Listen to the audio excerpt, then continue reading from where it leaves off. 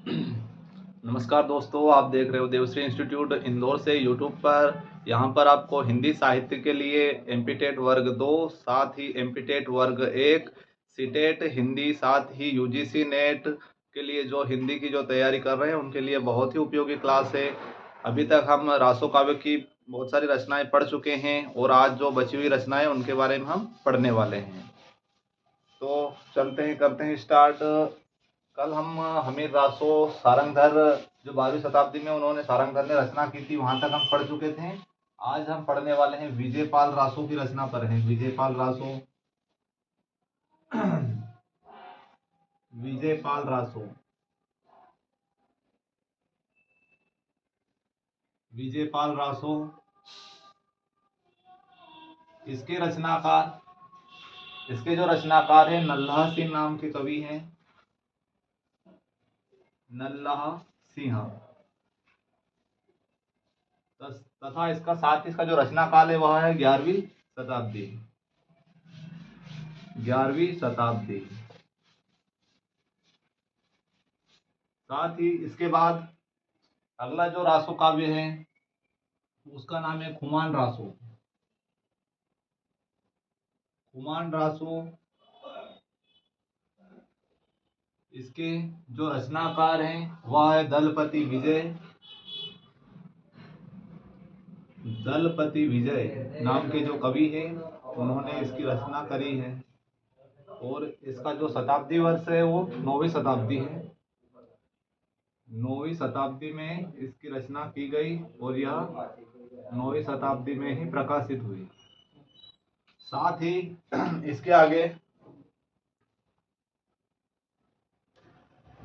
अगला जो रासो है काव्य है उसका नाम है परमाल रासो। परमाल रासो परमाल रासो और इसके रचनाकार जो हैं जगनिक नाम के कवि हैं। जगनिक जगनिक ने परमाल रासो की रचना 13वीं शताब्दी के अंतर्गत की तथा 13वीं शताब्दी में यह प्रकाशित हुई। 13वीं शताब्दी। अगली जो रचना है विद्यापति पदावली। विद्यापति पदावली। विद्यापति पदावली के जो रचनाकार है विद्यापति ही हैं। विद्यापति ही इसके रचनाकार या लेखक है। साथ ही जो इसका लेखन जो शताब्दी वर्ष है वह 14वीं शताब्दी है। शताब्दी 14वीं शताब्दी के अंतर्गत इसका लेखन कार्य किया गया तथा 14वीं शताब्दी में यह प्रकाशित हुई। अगली जो रचना है जिसका नाम है खुसरो की पहेलियां। खुसरो की पहेलियां। खुसरो की पहेलियां इसके रचनाकार है अमीर खुसरो। अमीर खुसरो। अमीर खुसरो। अमीर खुसरो ने इसकी रचना 14वीं शताब्दी के अंतर्गत करी। 14वीं शताब्दी। 14वीं शताब्दी में खुसरो की पहेलियों की रचना अमीर खुसरो ने की। साथ ही अगली जो रचना है जिसका नाम है डोला मारूरा दुहा। मारूरा डोला मारूरा दुहा। इसकी जो रचनाकार है उनका नाम है कुशल लाभ। कुशल लाभ। कुशल लाभ। इसका जो रचना काल जो है वह है 11वीं शताब्दी। 11वीं शताब्दी के अंतर्गत डोला मारूरा दुहा की रचना और प्रकाशित वर्ष माना गया है। अगला जो है जय चंद्र प्रकाश नाम से जो रचना है, जय चंद्र प्रकाश। यह रचना अपने कवि के नाम पर ही है। इसके जो रचनाकार है जय चंद्र प्रकाश, ये अलग है। भट्ट केदार नाम के जो कवि है उनकी रचना है। भट्ट केदार, भट्ट केदार नाम के जो कवि हैं उनकी रचना है जय चंद्र प्रकाश। साथ ही इसका जो वर्ष है वह सही से पता नहीं कब यह रचना की गई, क्योंकि अभी तक इसका कोई प्रमाणिक जो ग्रंथ है, कोई मतलब वर्ष का उपलब्ध नहीं है। साथ ही यहाँ तक आप समझ चुके होंगे, इनका रिवीजन हम करने वाले हैं। विजयपाल रासो जो रचना है नल्ला सिंह ने 11वीं शताब्दी में रचना की इसकी। हुमान रासो दलपति विजय ने 9वीं शताब्दी में। साथ ही परमाल रासो जगनिक ने 13वीं शताब्दी में। साथ ही विद्यापति पदावली की रचना विद्यापति ने 14वीं शताब्दी में करी। साथ ही खुसरो की पहेलिया की जो रचना अमीर खुसरो ने करी 14वीं शताब्दी में।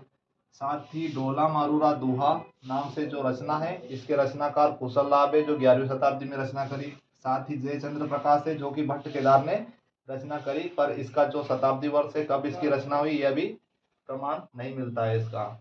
यहाँ तक समझ चुके होंगे। अगली रचनाएं हम समझने वाले हैं। अब अगली है जय मयंक जस चंद्रिका।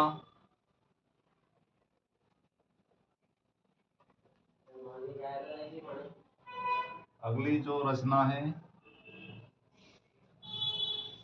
जय मयंक जस चंद्रिका। जस चंद्रिका, इसके जो लेखक है मधुकर कवि हैं।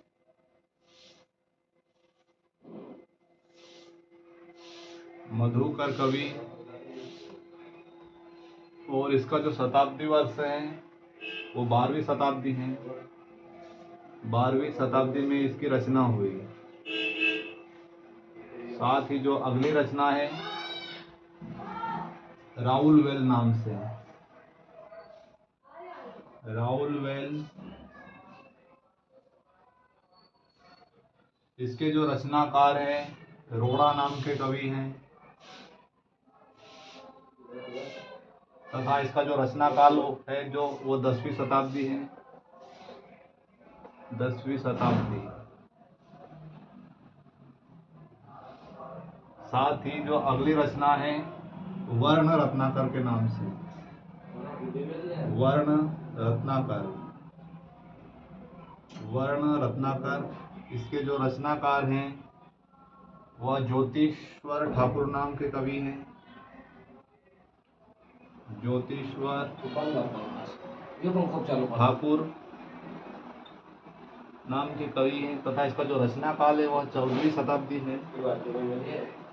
14वीं शताब्दी। साथ ही अगली जो रचना अब यहीं तक हम पढ़ेंगे। यह जय मयंक जस चंद्रिका नाम से जो रचना है मधुकर कवि ने 12वीं शताब्दी में रचना करी इसकी, और तभी यह प्रकाशित हुई। राउल वेल जो रचना है वह रोड़ा कवि ने प्रकाशित करी। साथ ही उन्होंने इसकी रचना की। यह 10वीं शताब्दी की रचना है। वर्ण रत्नाकर ज्योतिश्वर ठाकुर नाम के जो कवि हैं उन्होंने इसकी रचना करी 14वीं शताब्दी के अंतर्गत। अब इसके बाद में हम पढ़ने वाले हैं आदिकालीन साहित्य अमीर खुसरो के बारे में। आदिकालीन साहित्य के अंतर्गत अमीर खुसरो की क्या भूमिका है वह हम पढ़ने वाले हैं। अभी तक हमने केवल रचनाएं पढ़ी थी, कौन सी रचना कौन से कवि की थी। यहाँ तक अगर किसी प्रकार की समस्या हो तो आप कमेंट में अवश्य बताइए। अब हम पढ़ने वाले हैं आदिकालीन साहित्य। अमीर खुसरो जो है आदिकालीन साहित्य के बहुत ही प्रसिद्ध रचनाकार हैं। इनकी पहेलियां मुकरियां बहुत ही प्रसिद्ध हैं। आदिकालीन अमीर खुसरो।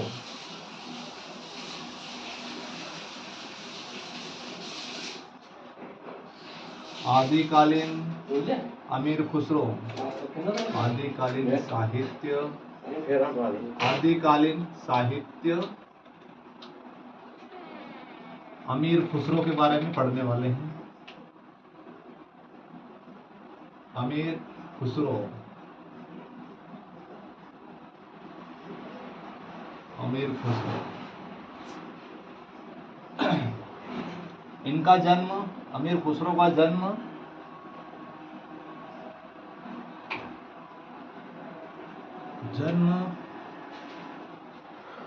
सन 1253 ईस्वी 1255 ईस्वी माना जाता है।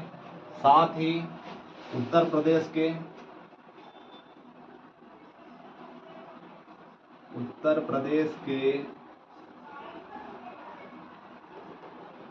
प्रदेश के एटा जिला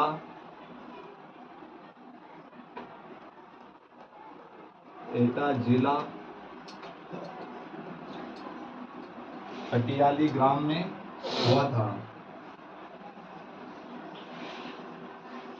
पटियाली ग्राम में हुआ था। इन आदिकालीन कवियों का जन्म याद रखना जरूरी नहीं है, क्योंकि इनका अभी हमें सही प्रमाण नहीं मिलता है, क्योंकि एक अंदाजा से ही कुछ कवियों ने या विद्वानों ने अंदाजे से ही इनका यह काल निकाला है। इसलिए इस जो जन्म वगैरह की बात है, जहाँ तक आदिकालीन या फिर रीतिकालीन भक्तिकालीन इन कवियों का जन्म इतना ये नहीं है कि याद करना जरूरी है। पर कुछ कवि है जो महान कवि जैसे कबीर वगैरह, इनका याद रखना चाहिए।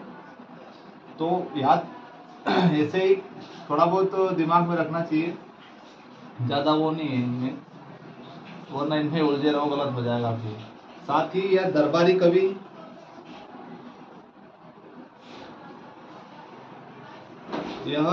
कवि हैं अमीर खुसरो। किसके दरबारी कवि हैं? तो आपने पद्मावत मूवी देखी हो तो उसके अंदर जो भी पात्र रहते हैं उसके अंदर एक अमीर खुसरो भी हैं। राजनीतिक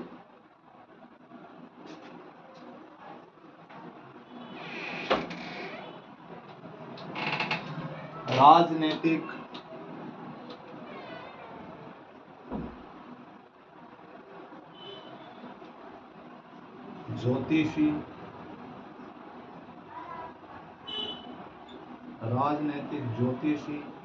साथ ही ज्योतिश्री, लंकाश्री, तबला व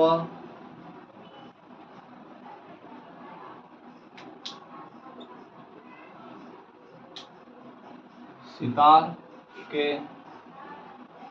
आविष्कारक,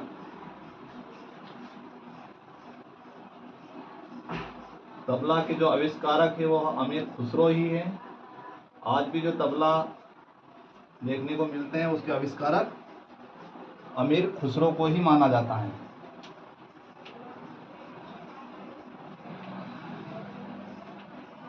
अमीर खुसरो।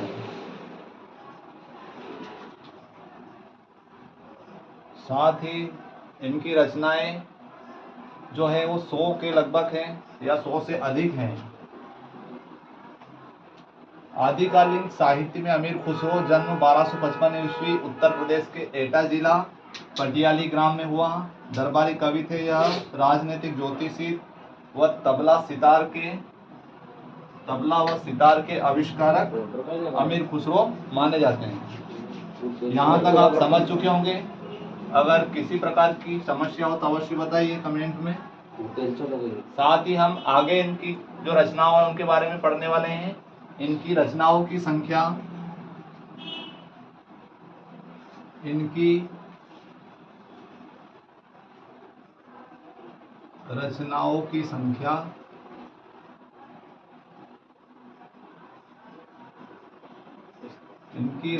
की संख्या 100 से अधिक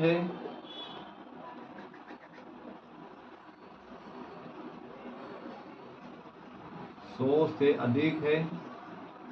साथ ही 100 से अधिक बताई जाती हैं।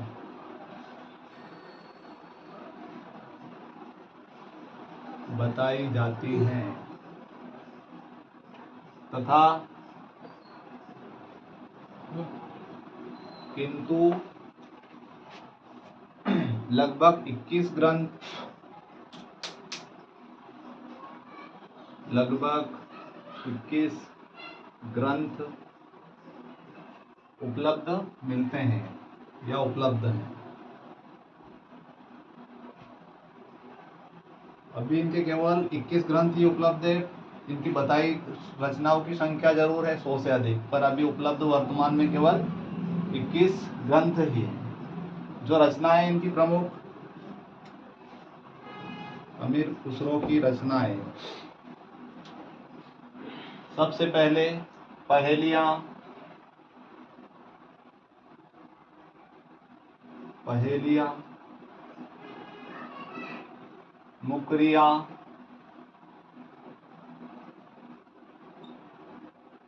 मुकरिया, साथ ही दो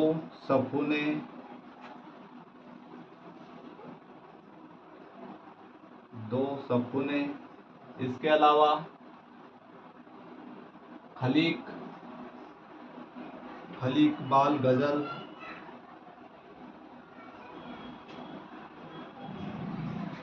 खलीक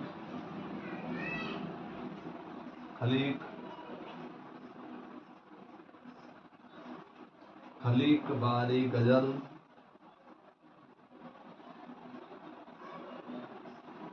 इसके अलावा अगली जो इनकी पंक्ति है वो पढ़ने वाले हैं हम। यहाँ तक आदिकालीन साहित्य के अंतर्गत जो अमीर खुसरो, इनकी रचनाओं की संख्या 100 से अधिक है या 100 से अधिक बताई जाती है, किंतु लगभग 21 ग्रंथ उपलब्ध हैं तथा इनकी रचनाओं में पहेलियां, मुकरियां, दो सफुने, खलीकबारी, गजल आदि उपलब्ध हैं। इनकी पंक्ति जो है वो हम पढ़ने वाले हैं। अमीर खुसरो की पंक्ति।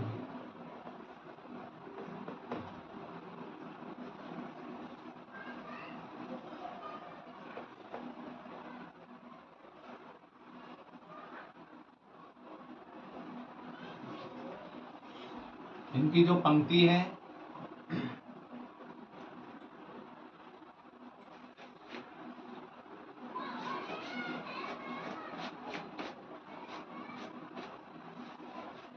अम्मा मेरे बाबुल को भेजो रे,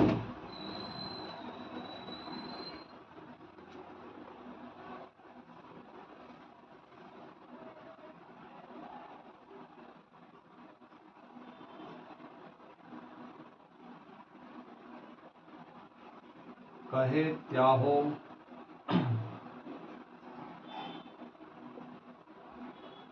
परदेश,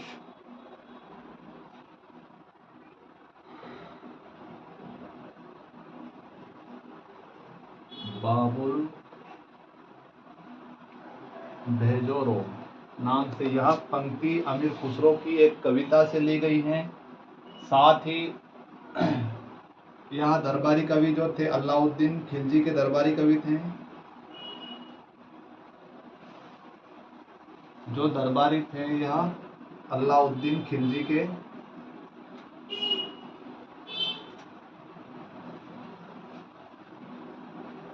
अलाउद्दीन खिलजी के दरबार में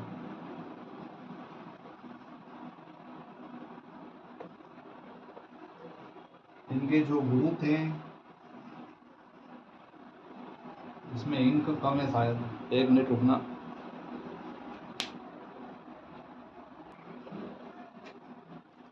इनके जो गुरु का नाम था, इनके जो गुरु थे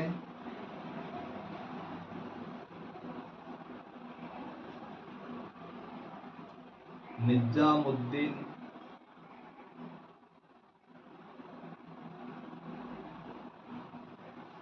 ओलिया।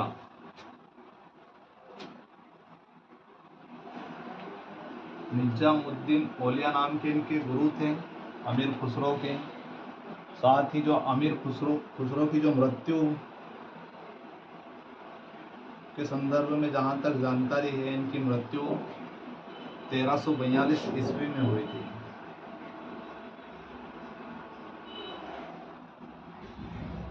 1342 ईस्वी।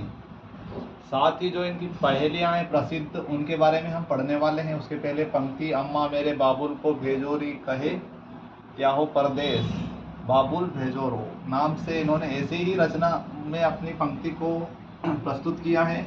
साथ ही यह दरबारी कवि अलाउद्दीन खिलजी के थे। इनके गुरु निजामुद्दीन औलिया नाम के। इनकी मृत्यु सन 1342 ईस्वी में हुई। साथ ही इनकी प्रसिद्ध जो पहेलियां हैं,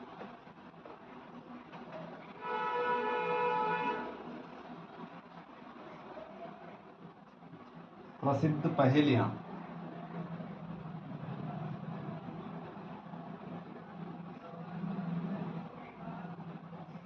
प्रसिद्ध पहेलियां अमीर खुसरो की।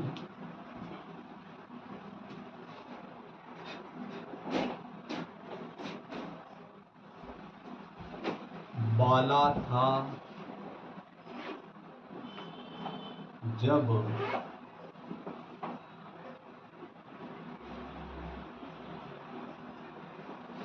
सबको भाया,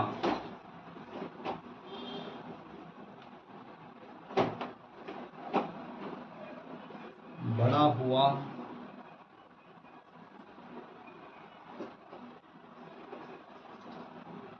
कुछ काम ना आया। यह प्रसिद्ध पहेली है अमीर खुसरो की। बाला था जब सबको भाया, बड़ा हुआ कुछ काम ना आया। साथ ही जो अगली इनकी प्रसिद्ध जो पहेली है,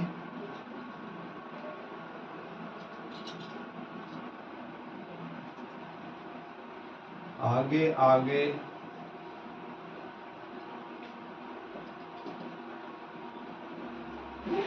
बहिना आई,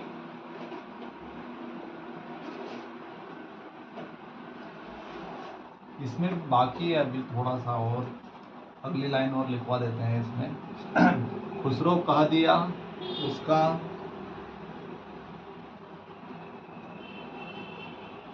खुसरो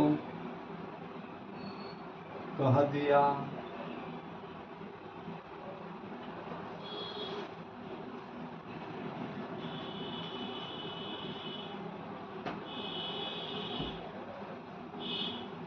उसका नाव,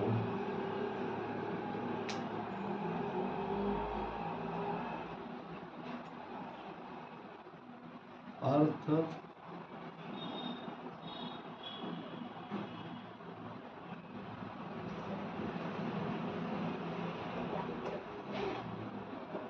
अर्थ काया छोड़ो गाँव।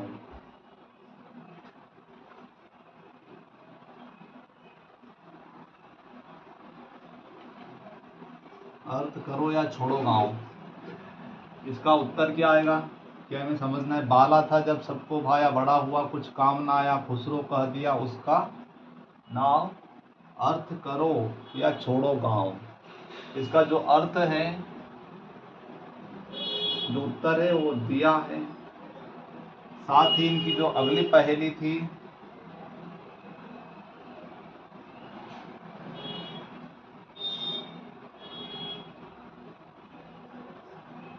आगे आगे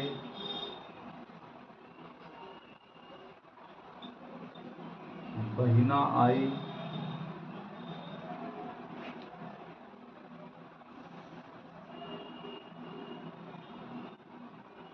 पीछे पीछे भैया।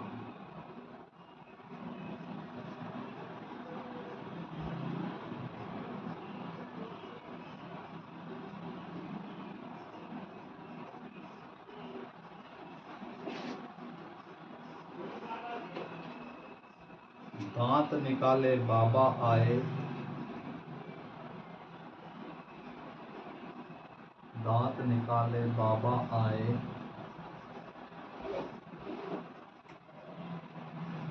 दांत निकाले बाबा आए, बुरखा ओढ़े मैया।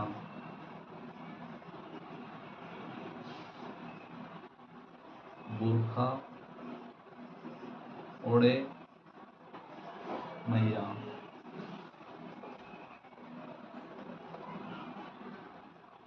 इसका जो अर्थ है या उत्तर है, वह है भुट्टा।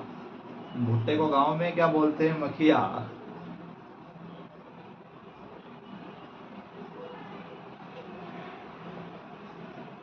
यानी कि आगे आगे बहिना आई, पीछे पीछे भैया, दांत निकाले बाबा आए, बुरखा ओढ़े भैया। इसका उत्तर क्या है? भुट्टा। ठीक है।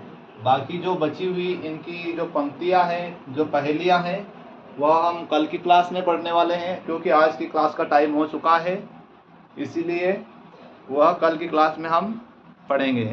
अगर क्लास में किसी प्रकार की कोई समस्या हुई हो, आपको पढ़ने में या समझने में कोई समस्या आई हो, तो आप कमेंट बॉक्स में हमें अवश्य बताइए। बाकी क्लास को लाइक और सब्सक्राइब चैनल को अवश्य करिए। धन्यवाद।